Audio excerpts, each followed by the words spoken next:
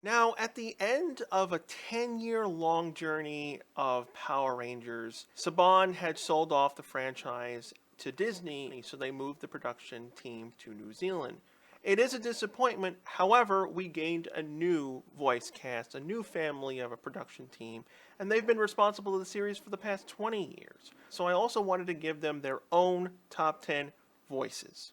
Oliver Driver. Now, it is kind of harder to pick the voices for the New Zealand crew because, we've had a lot of good characters. However, there are a lot more characters that really didn't get to do much. They were just simply Monster of the Week. They didn't really get to always stand out as much, or in some cases, they just simply did sounds. So it was kind of harder to pick who I can choose, but I wanted to give Oliver Driver credit because he was the voice of Gingy. And he also played Master Swoop as well in Jungle Fury. I had my fair share of complaints from Mystic Force and all this stupid storylines, but Gingy I did enjoy very much. I think Gingy was underutilized for Mystic Force. In Maji Ranger, they used the character much more often, and he was actually part of several key points in the main story.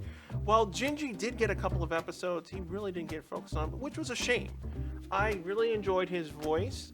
It was that kind of like snarky, know-it-all, but at the same time a complete idiot because he's the one who got himself in trouble and captured into the lamp in the first place. And I did really like that dynamic between Gingy and Daggeron, which I wish they had explored more often. It would have been kind of interesting if they had done an episode with like Daggeron had lost his powers, his magical powers, and then Gingy had to take care of him or something. Or maybe even do an episode where Gingy had turned human, for example, to experience what it likes to, eat, get hurt, fall in love, things like that. That's the one thing I kind of hated from Mystic Force, where they had this whole theme of magic and they can do almost virtually anything, but they just don't really go in other directions where it would have been cool to explore more of the characters' backgrounds and dynamics. Gingy is still a very enjoyable character, fun, lovable, that cat that you always like to have next to you. Jim McLarty. I have to say that I preferred Broodwig over Grum. Now, the main reason why that occurred was because Broodwig technically was the actual main villain in the Decker Ranger footage, while Grum was made for SPD. So that's kind of the reason why the series shifts over from Grum to Broodwig nearing the end of the series. But even then, Grum was not really a great villain. I did like him as he was, but he felt more like a general. He never really crossed the line of being like, oh, this is the reason why he's really the main villain. And Broodwig, even though he was set up as a general in SPD, he felt more menacing. I liked his design more overall than Grum. He was the one who was more conniving. He was the one who worked in the background of all the episodes. He was the one shown more on camera rather than seeing Grum. Grum has his places, but Broodwig was far more interesting, especially his voice. It was kind of not a common voice you hear from villain roles. Usually villain roles are more kind of like more lower in tone. That's what they usually go for, but Broodwig was more higher pitched, kind of like if you were watching Darkwing Duck and Megavolt. He felt more like those type of villains where he would fit into that type of series. Josephine Davidson. Now, one of the more interesting changes SPD did from the Decker Ranger series was combining two characters into one, meaning the character Morgana. She had a kid form, but also an adult form, which were two completely separate things. Morgana as a kid did not actually exist in Decker Ranger. She was basically there to justify why there were several like odd and bizarre monsters of the week for the season, while Morgana's character was actually another completely separate character that was actually a part of Deca Break / Sam's story in the Deca Ranger series, and they had combined the two characters. Mainly they did that was because the entire backstory of Morgana's Japanese counterpart could not be adapted in SPD. It was far too violent, and it was mainly with Jasmine's character.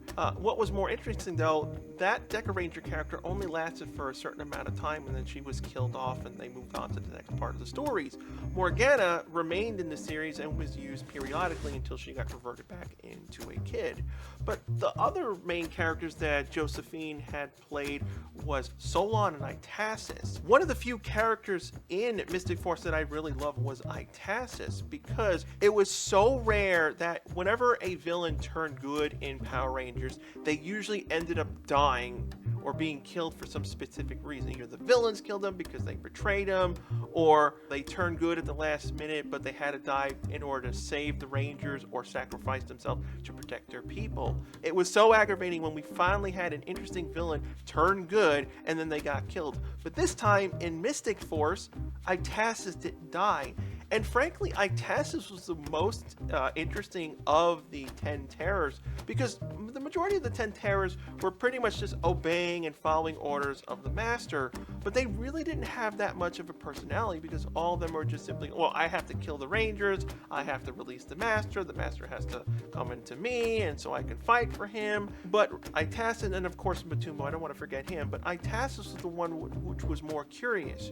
She wanted to know what it was like to be human or understand emotions. It was her unique trait of them. So not only because she turned good, but she actually showed a compassionate side, a form of respect to her Necrolite, because again, she could have killed her, she decided not to.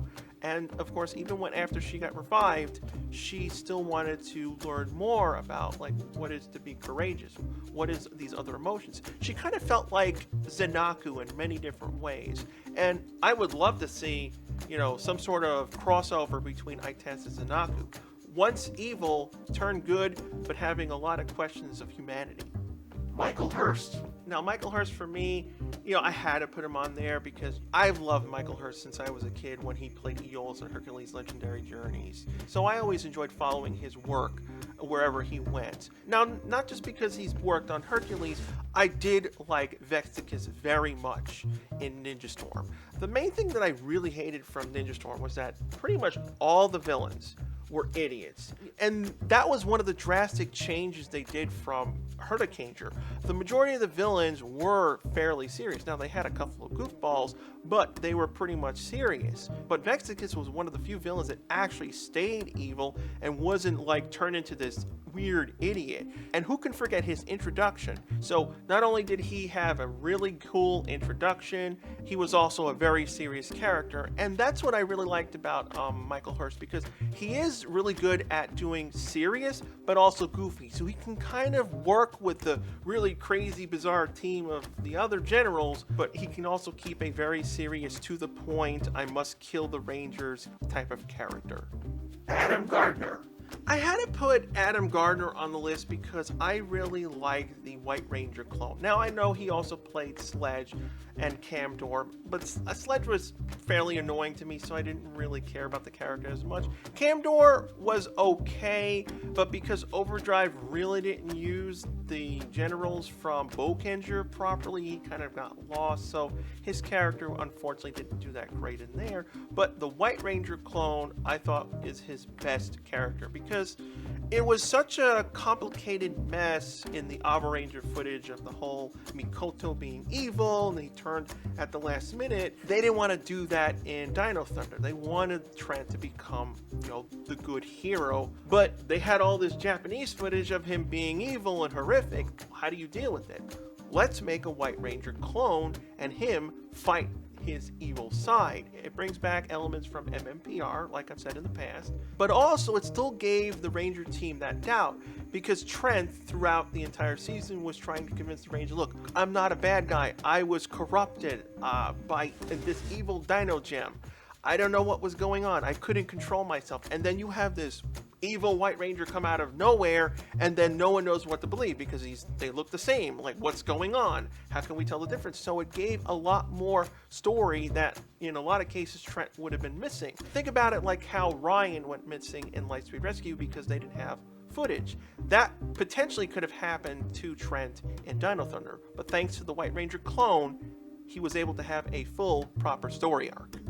Richard Simpson. For all the hell I give Dino Charge and not using Keeper in any really good way, I still really like the Keeper character. I like the concept of Keeper, this alien character that came to Earth, accidentally caused the death of the dinosaurs, and was this, defender of this ultimate power of time travel, basically. Personally, I think Keeper was the closest we got to Zordon in a very long time. We've had many mentors, but they had their own personal flair. Gosei, unfortunately, was trying to be, Zordon 2.0, but because he didn't really have the personality and the lack of backstory to the character, he never really could live up to that title. But Keeper could be the one to be the respected mentor and the father figure of the Dino Charge theme. But it's also kind of ironic because he also voices Galvanax, one of the most annoying, crazy villains from PR.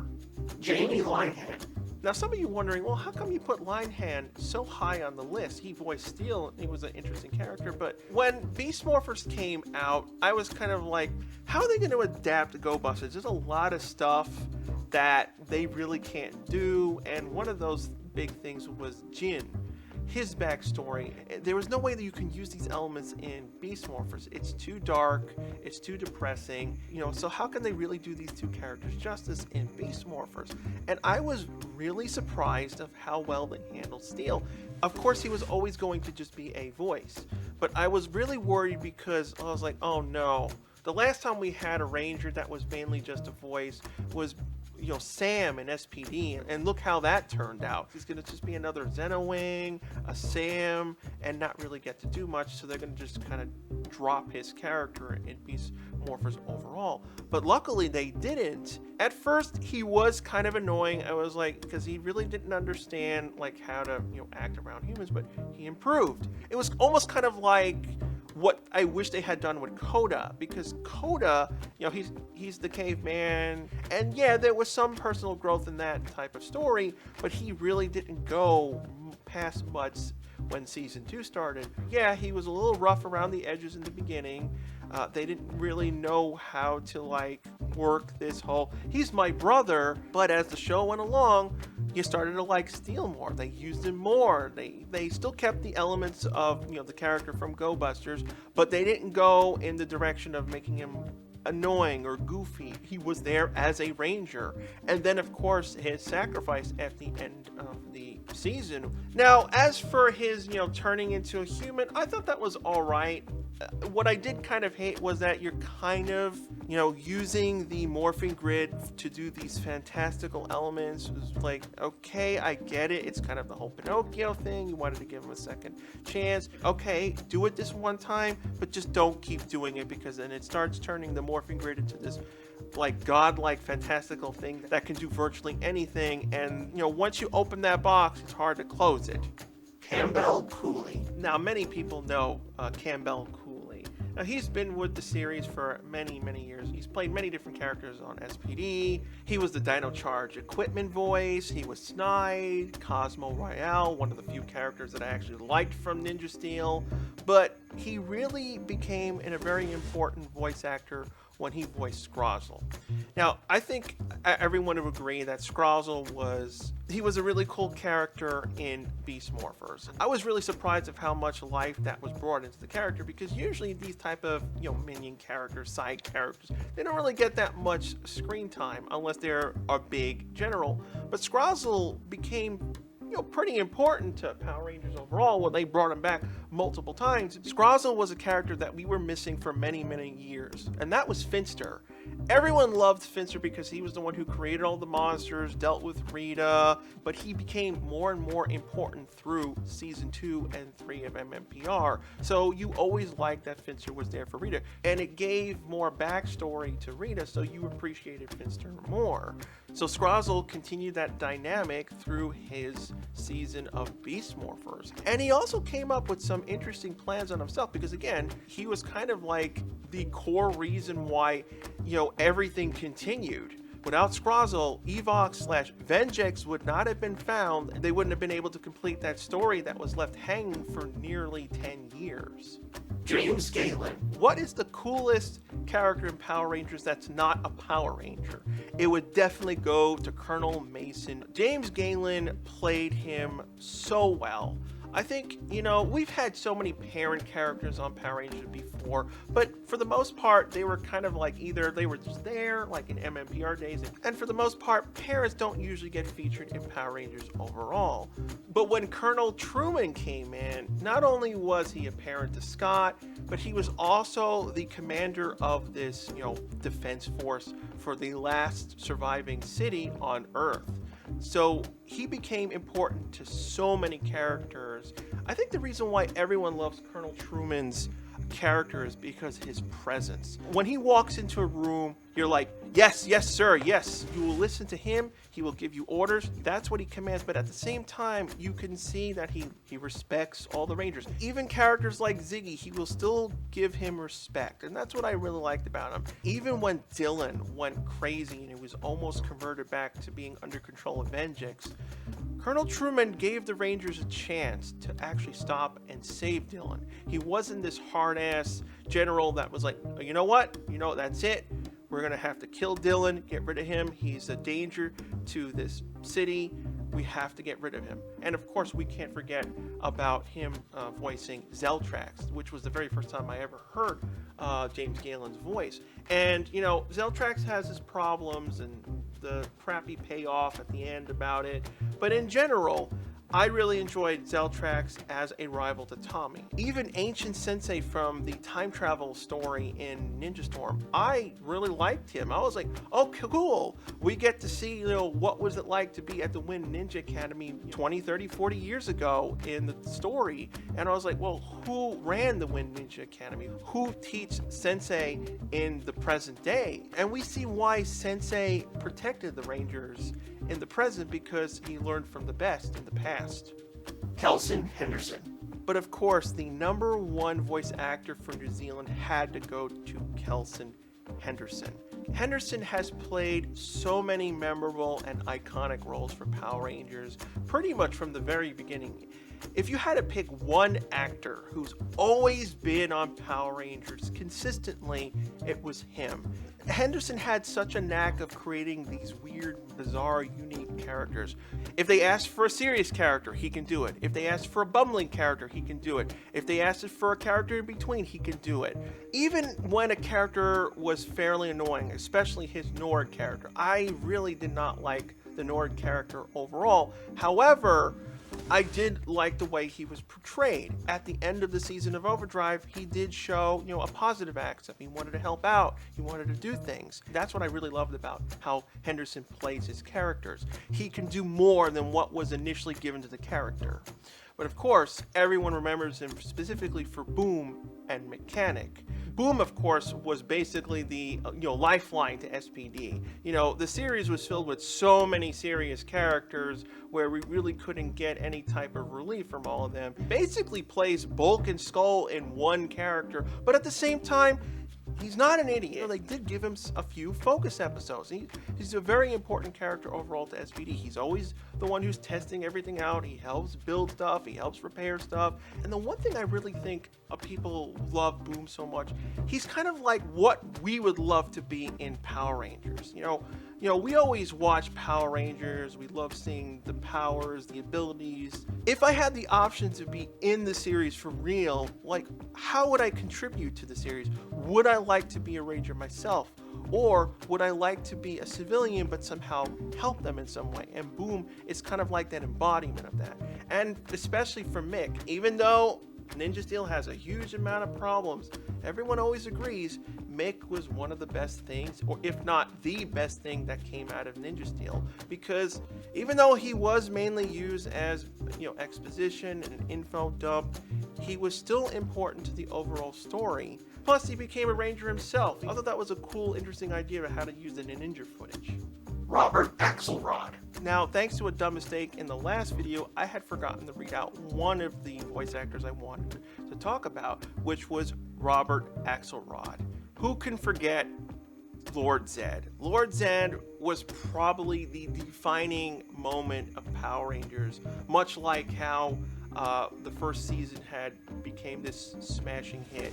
I think without Lord Zed, Power Rangers might have not continued because, yes, Everyone has to give credit to Rita and all the goons and villains and the Green Ranger arc in season 1. But we had to move on to something more new, menacing, more powerful, something that would show you that Power Rangers can be a TV series, and Lord Zedd brought that. From his creepy look, which made parents complain all over the place for several years, to how he acted toward the Power Rangers. In the beginning, when Zedd was actually very menacing, he was scary. I remember when I first saw him when I was 8 years old, and I was like, this guy is really cool. I love that he has no skin, he has the snake, which I wish they had brought, more often. I know it because it's an animal, it's expensive, it's time consuming, that's why they couldn't do it, but I thought that was a really cool concept, and I wish they had expanded on it. If they couldn't bring back the snake as a pet, it would have been cool if they had added more of the snake element. That's one of the detriments of using, the stock footage from Super Sentai. It's because you can't really integrate all those elements too well when you have, pre-existing monsters that you must do. What I really wish they had done was incorporate the snake element into the Z-Putties. I never loved the Z-Putty idea at all.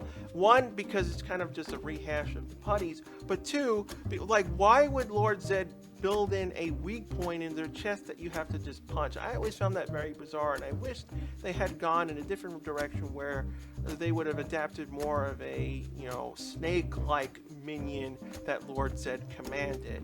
And, they had the ability because, the Z-Putties were American footage. They could have done whatever they want, and I wish they had gone in that direction. The one thing that was a real disappointment was, Lord Zedd never really getting to directly fight the Rangers. Yes, there were a few moments here and there, but it was so rare that when we see Lord Zedd in Dino Fury, it's just like, it was something that I really wish MMPR had. It was like, finally, after 2 decades, Lord Zedd is able to fight on his own and rebuild his, army, because that's the one thing I liked about Dino Fury. It brought back the elements that we missed. He came into this soft idiot character that I was like, what are you doing? And that's the thing I love about Robert Axelrod.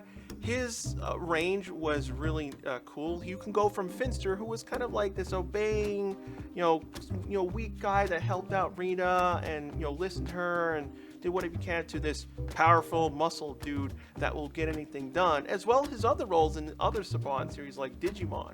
He voiced Armadillomon, and I really liked him in that role as well. I think that's what I really also enjoyed about Axelrod's range, because he played so many different roles over the different, various companies from Marvel, Saban, and other anime series. It's such a shame that we lost Axelrod not too long ago, and it would have been really cool to hear his voice reprise the role of Zedd in Dino Fury. I wanted to make these videos because, the voice actors for Power Rangers don't really get that much, appreciation. They're there behind the scenes working really hard to create these, monsters of the week. And a lot of these actors come back over and over and over again, and that gets really hard for them because, they played a role in a past season. We may not remember them or whatnot, but they don't want to repeat the same voice again. They want to come up with something unique for themselves. Like, I'm going to be playing Scrozzle, but I don't want to be, using in a voice that I played it as another monster a couple of years ago. Voice actors have to act without being on screen, and that's very difficult, especially to spandex monsters that really don't have any functional mouths. They just simply are there, but they have to still give out that emotional, bombastic character on screen. If you have a suggestion or topic you'd like me to cover in future videos, leave a comment below, and I may use it in the next video.